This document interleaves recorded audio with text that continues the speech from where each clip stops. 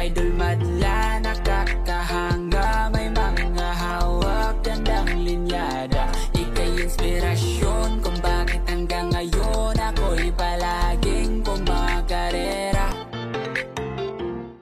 For today's video mga kalapatids, tatanggalin na natin itong kapares ni Kobe na si Black Taiwan dito. Tatanggalin na natin yan. Ano yung anak nila mga kalapatids? Ang laki na ng anak nila. Sipahin nga muna natin itong anak nila. Ito yung anak nila na medyo naiyak pa siya. Ito yung anak ni Kobe mga kalapatids. Ang laki na rin. So ang kulay nung buntot niya, meron siya ditong puti. Ayan. Pero ano siya, black velvet talaga. Yung ilalim blue. So anak ni Kobe. Ayan, maliit lang yung mga bagwis niya. Ayan, pwede nang lipat to. Pang-awat na. Ayan, ganda mga kalapatids. Possible yung mata. Ayan, mata niya. Pearl eye. Kobe. Pati yung size. Maliit eh. Oh? Possible hen. Tingin ko hen to. Base sa size ng katawan. So tatanggalin na natin itong yung anak niya. Pwede nang alisin to? Bukas na lang. Bukas na lang siguro. Titingnan ko yung mga nasa kabila kasi maglilipat din ako ng YB dun sa kabila eh. Unahin ko na sigurong ilipat yun. So balik na natin to. Tatanggalin na natin yung nanay muna. Unahin na natin tanggal yung nanay. Diyan ka na. Umiyak pa mga kalapatids. Bata pa kasi sinusubuan pa yan.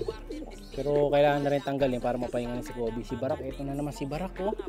Ang gigigil na naman to. Gusto na naman lumabas oh. Oh. Gusto na naman niya lumabas. Gigil naman yung ibon natin dito. Nangangangkat ng daliri. Aray! Tingnan niyo naman, grabe, kalapati ba kayong ganito? Ayan oh. Oh, siya yung kumakagat eh. Hindi naman na nangangagat. Hoy, doon ka na nga. Oh, gigil siya mga kalapatids. Oh, ganyan kagigil yung ibon natin si Barak, talagang galit yan sa tao na. Dahil aso nito na agat eh. Ayun mga kalapatids, oh, grabing ano to. Grabing ibon, sobra sa tapang. Uy, doon ka na. Ayan, papalitan na rin natin patukan niya mamaya. Lilinisin natin yan eh. Ayan. So ayun yung asawa, si Kobe. Yan yung ating multiple pulling winner, 11 times winner yan. Talagang pambihira ang record. So yung asawa niya, ayun, yung nakasensor. Kunin na natin. Tanggalin na natin to. Ito yung asawa niya, pasensya na sa background na lumot. Ayan. So ito yung asawa niya. Ito yung pakpak ng asawa niya. Ayan o. Diba? Ganda rin ang bagos ng asawa niya. Sa kabila. Iitlog na to. Paitlog oh. Kapang-kapa ako sa ilalim ng ano niya mga kalapatids eh. Tapos yung buntot. Ayan. Tapos naka-sensor to. Ayun yung sensor. Yung sensor nito maganda. Kasi yung sensor niya transparent. Ayan. Yung transparent mga kalapatids. Ayan. Yung kita yung ZIM. Ayun o. SIM. Ayan. Transparent sensor siya. Tapos ano siya, ring nito. Ayan o. NHRP 2021. So isa to sa mga iniwan kong Taiwan na nabili natin.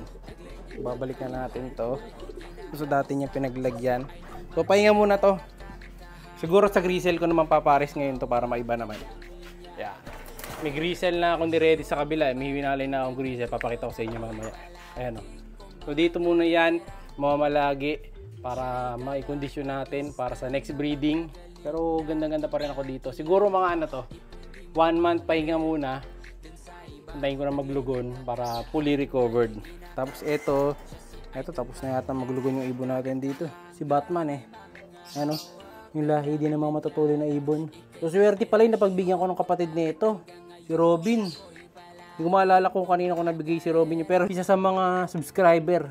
Kaya kayo, comment lang kayo lagi sa mga videos natin. Like yung video natin. Nakikita ko lahat yung mga likers, saka mga commentator sa video natin. Lalo sa YouTube. Ayan, so binabasa ko yan. Pagka na-tiyempuan natin, PPM ko na lang kayo bigla. Hanapin ko kayo sa Facebook. Then, chat ko kayo para kunin nyo na kagad yung matic give bird nyo rito. Ayan, so baka malay nyo, pati yung anak nito. Swerte, kita nyo, pati kapatid ng mga champion birds natin dito, pinamimigay ko, di ba? Kaya abang-abang lang. So yan ngayon, dyan na yan. Wala pang katabi. Lakas nga ng ulan kanina, mga kalapatids. Ayan o. So tapos yung ano, yung tipler natin. Ayan na siya. Ang laki na nung tipler oh. Punong-puno ng pops yung gilid. Nang matakatak ng pops. Laki na mga kalapatids oh. Di ba kalapate na may konting pops. Ayan oh. Oh, laki na nung tippler. Nag-iiba na itsura niya. Pag lumaki to, update ko na lang kayo ulit. Pero sara muna natin to, baka lumabas si Kobe. Baka maghasik na lagim si Kobe. Bukas ko natatanggalin yung anak. So yung makakapares na bago ni Kobe, hanapin ko pa. Siguro baka Grizzle para off color. Si Barak, rest muna. Sabay silang magpapares kasi ito yung taga-sitter nung first clutch nila palagi. So nandito, puntahan natin yung isa. Ayan. Lakas ng ulan kanina, grabe ulan.